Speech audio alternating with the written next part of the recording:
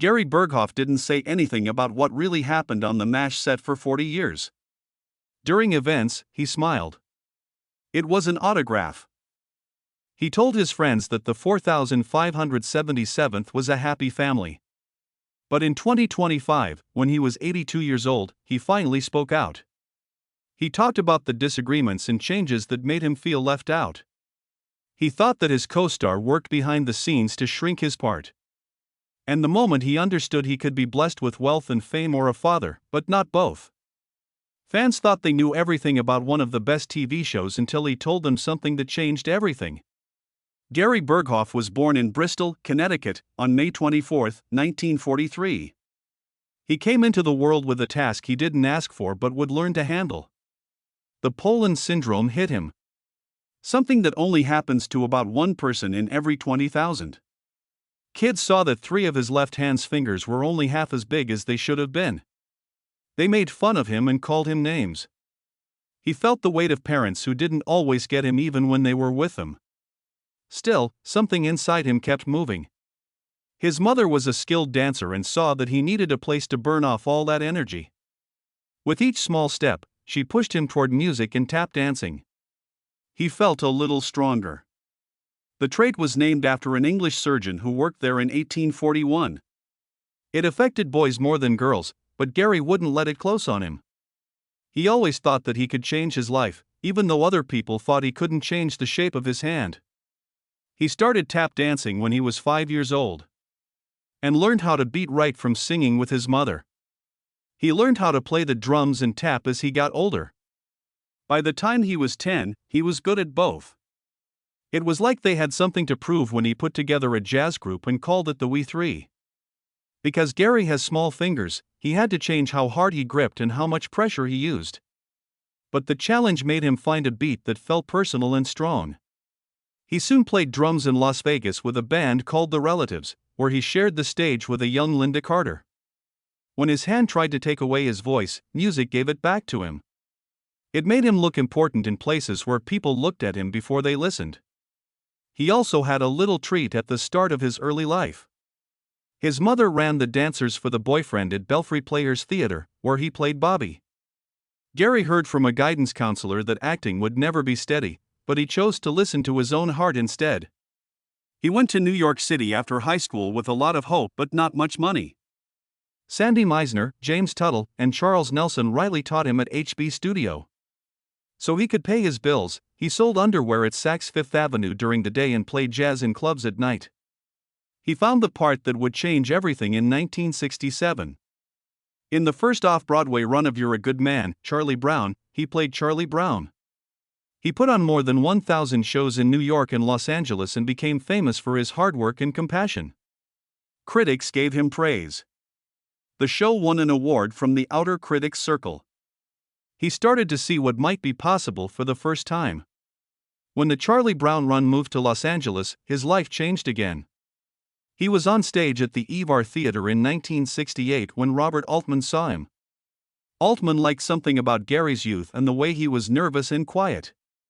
Altman asked Gary to test for the 1970 MASH movie, even though he had never been in a movie before.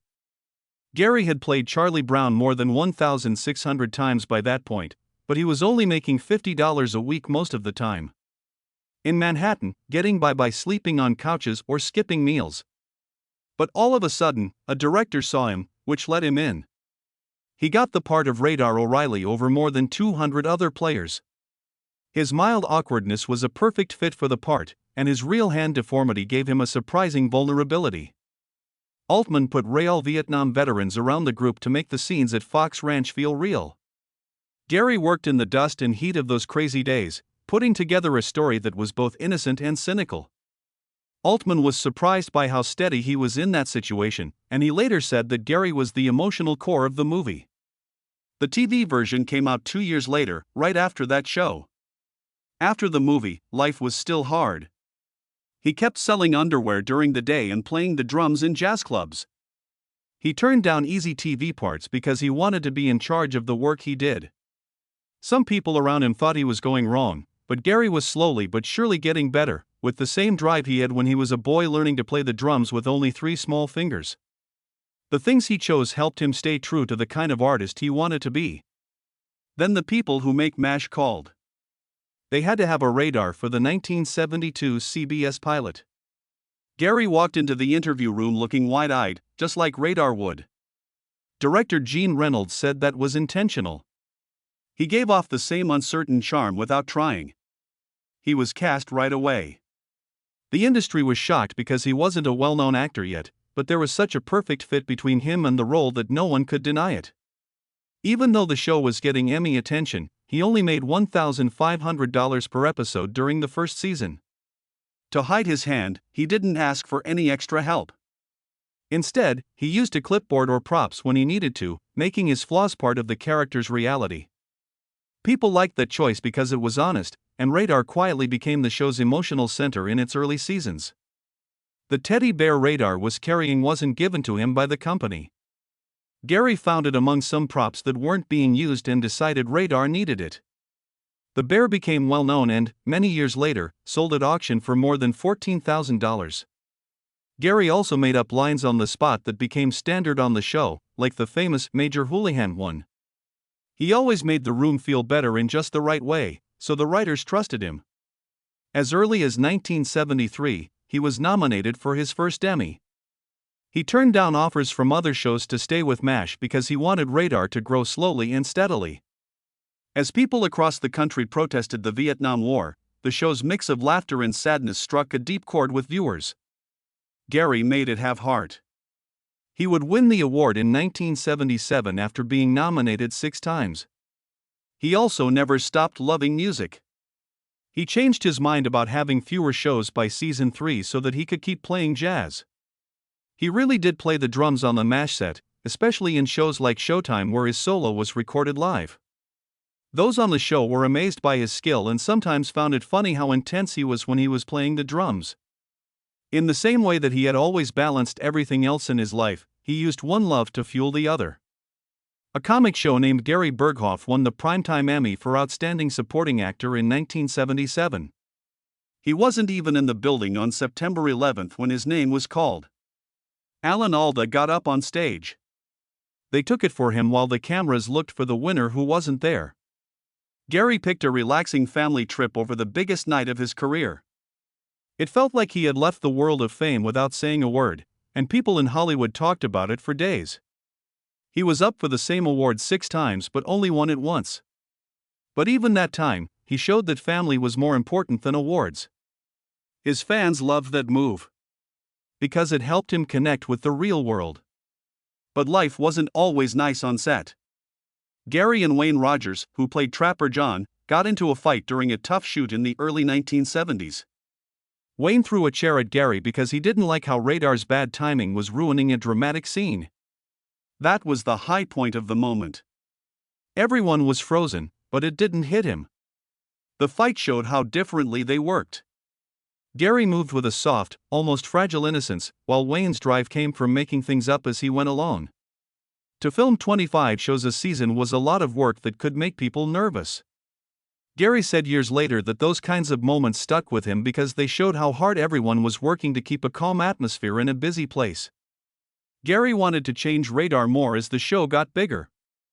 And the fact that he had been named 6 times for his work made him want to have more say in the scripts. He wanted more chances to show Radar's heart, deeper moments, and bigger stories.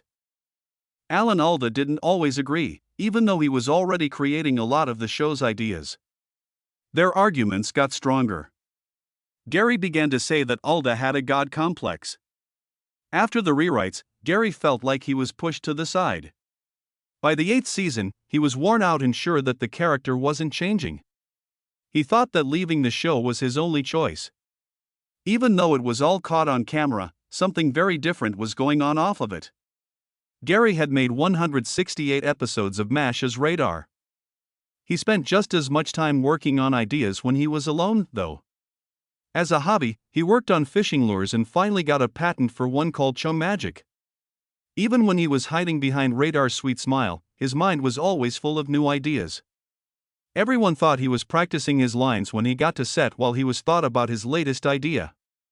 This small, private world helped him find balance and gave him a place to be himself. In the late 1970s, he was very well known. He worked with BP Gas and IBM Computers and was making around $10,000 per show by 1978. Even though parties and premieres asked him, he often turned them down and went to play drums at nearby clubs instead. Agents thought he should be everywhere, which made things confusing. But Gary kept going down the quieter road. He cared more about his songs and his family than getting praise from the music business. People were shocked by his decisions, but they also made him stand out as someone who wouldn't let fame change his values. By season 7, those long days of shooting were starting to cost money.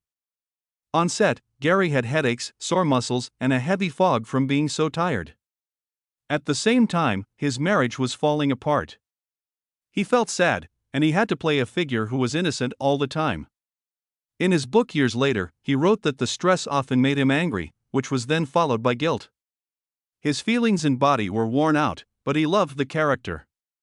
His part changed as the seasons went on. Radar used to be the show's emotional center, but by 1978, the writers made him more of a comic relief.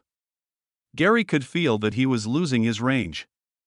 Alan Alda's impact on the writing was growing, and Radar's more serious moments were becoming less noticeable. That change made Gary want to leave even more because he no longer felt like a fake.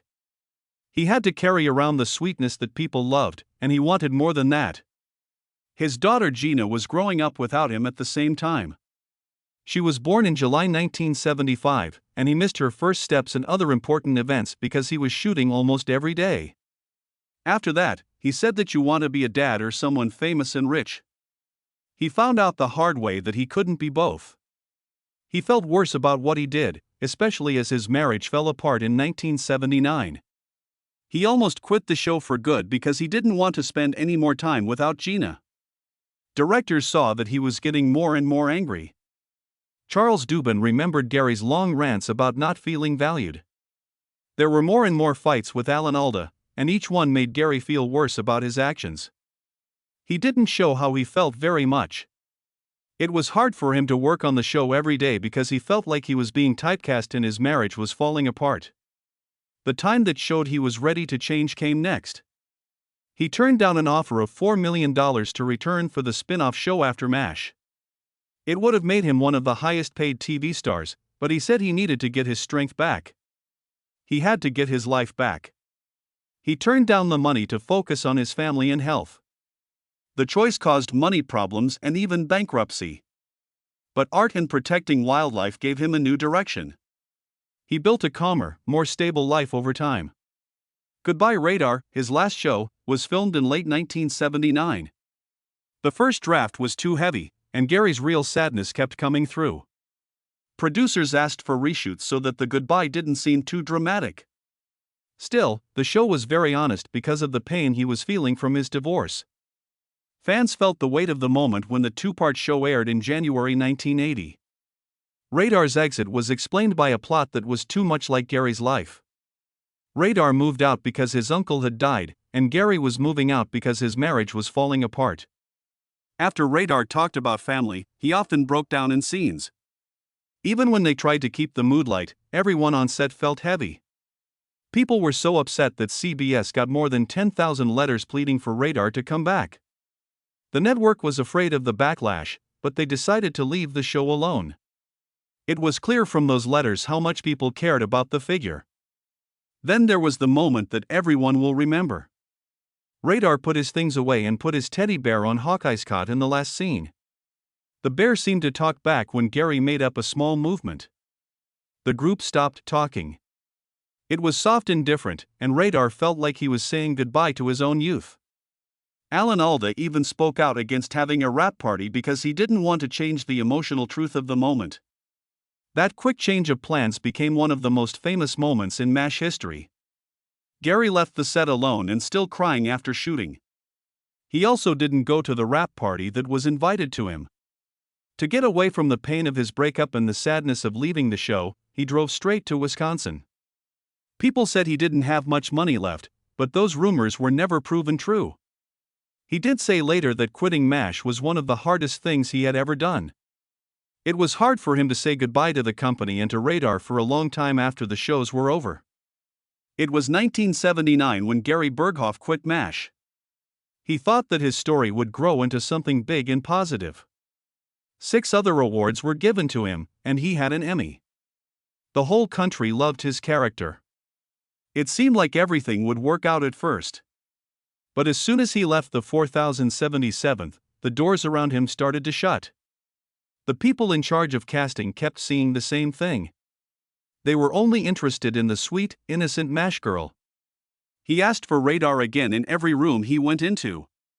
He tried to show different sides, but every time he read for a part, someone would shift their attention to the radar guy. A different Gary. It took place 20 times. Rejection after rejection built up around him until he felt trapped by a personality trait he had long since grown out of. It made him doubt himself and his personal life, and he soon realized he was facing an image he never wanted to have to carry for the rest of his life. He tried to change himself. He had a pet show on PBS in the early 1980s because he thought that a slow change to something new would help. But he stopped getting jobs in theater. His deal with British Petroleum didn't work out. His steady income disappeared quickly, and he was left with mounting bills. He was down to his last $500 at one point. Being fired from BP was a big blow because it was his only way to make money. He turned to drawing animals, which had always been a part of him. Little by little, he was able to breathe again. In a surprise to him, some of those drawings sold for $25,000. It cost him almost everything, but he picked family over fame during those years and never felt bad about it. His mind kept making things. He started to file patents, and his ideas helped him stay alive. One of his best-known designs was the Chum Magic Lure. He even got patent number 5000-2new35774 for it. Lights, sounds, and movements like seaweed floating made it easier for people to fish by luring fish to boats. He said it could make a catch 3 times as good. He also got patents for a fingerprint lift method, a toilet seat lifting handle, and a fishing rod that was reworked along the way. He never stopped making these things when acting wasn't enough for him. TV kept calling every once in a while, but the calls never led to anything permanent. He was on the Love Boat in 1981 and Fantasy Island in 1982, but not many people paid much attention to either show. People still only saw radar. Some critics said he seemed stuck in the shadows of the 4077 and didn't pay much attention to the acts. The shows had their own problems, but the fact that he was cast brought up the same old complaints about being typecast. It didn't help him get anywhere. He went back to Broadway in 1987 for The Nerd. He got on stage at the Helen Hayes Theater to show something new. The show was put on 441 times. Not everyone liked it, and some said Gary still felt like he was connected to radar. Still, the run was important to him because it was his last big stage role before taking time off to be with his family. This was because he missed so much of his daughter Gina's early years and wanted to be there for his own kids. Everything that came after that choice was shaped by it. By 1991, the hard times with money were at their worst. He had just married Elizabeth Bostrom and lost the BP contract. He also did less stage work. There was almost no money left. He said he had $500 left. In that sad time, he prayed for help and heard one word settle in his heart. Paint. That's right. That was the moment when things changed. He gave his art his full attention, and soon people all over the country were talking about his images of wildlife. Gallery owners wanted them. People who collect wanted them. The cost of each piece went up to $25,000. He went on tours, put on shows, and donated a lot of works to auctions for conservation. One of the first ones was even bought by Loretta Swit. Hollywood was shocked by his change because not many people thought Radar O'Reilly would become a famous wildlife artist. Over the years, he went from being close to debt to having enough money to live on. And even lots of money. In the 1990s, People magazine wrote an article about him that showed his path. His art, inventions, and some acting helped him build up his net worth, which hit about $6 million. His old co-stars watched from afar, amazed at the road he carved out for himself after turning down $15 million to stay on MASH. People learned from his story that you can change your life even when everyone else thinks you're done. They had 2 sons together and were the center of his life for many years after they got married. He worked hard to become the dad he wanted to be. He talked a lot about getting back to spending time with his kids. Even though they got a divorce in 2005, he stayed close to his family and made decisions based on what was best for them. In order to keep his art life private, he didn't go to any MASH reunion specials. He put out a book of poems in 2009 called To MASH and Back. The book was honest and raw. He wrote about his fights, disagreements, and feuds with director Jackie Cooper. He was stressed because of the strict rules on set. For the first time, he let people see what he had been hiding for years. After he left MASH, he focused on ideas and made a new name for himself as an entrepreneur. 2 U.S. patents were given to the Chum Magic device, 5,117,577 and 5,235,774. Professional fishers believed in it. It worked. He always looked for new ways to solve problems, as shown by the fact that he made investigative tools and home gadgets. He kept coming up with new ideas. Acting has never gone away totally. One of his roles was to voice a character in the 1998 movie Small Soldiers. In 1995, he wrote, directed, and acted in the movie Behind the Waterfall. He was also on Murder, She Wrote and later became the face of Priceradar.com, which was a fun nod to the part that made him famous. He made more money from these jobs and showed that he could still work in front of a camera. He also carried music with him. He played jazz drums on tour and in bars all over the country. His all-star Dixieland Jazz Band even made an album with him on it. While he was still young, he had Poland syndrome, which affected 3 fingers on his left hand. This made his drum skills even more impressive. Fans who also had challenges found him easy to talk to because of that physical difference. They wrote him letters, and he answered them and told them to do what they loved. He was also in charge of a legal bird refuge in California, taking care of more than 100 animals. His art, singing, and love of animals all came together to make a kind life. In the 2010s, fan gatherings added a new line. A lot of people came to hear his stories. He was honest about hard times, like the years he had a bad relationship with Alan Alda. In real life, their friendship wasn't always like it was on TV, he said. He talked about fights, miscommunication, and how fame made them grow apart. Fans who grew up thinking of the camp as a peaceful place were shocked by these stories. At age 82 in 2025, he spoke even more freely. He said he thought Alan Alda had worked behind the scenes to make Radar's job less important. He talked about changes to the script, making ideas to the producers in secret, and feeling like he was slowly being erased. People who had always thought of Alda as the moral heart of MASH were shocked by what he said. Gary said that the event left him with scars that made him decide to leave early. Also, he said he turned down a $4 million deal to be in after MASH. He wished for peace. He needed some time.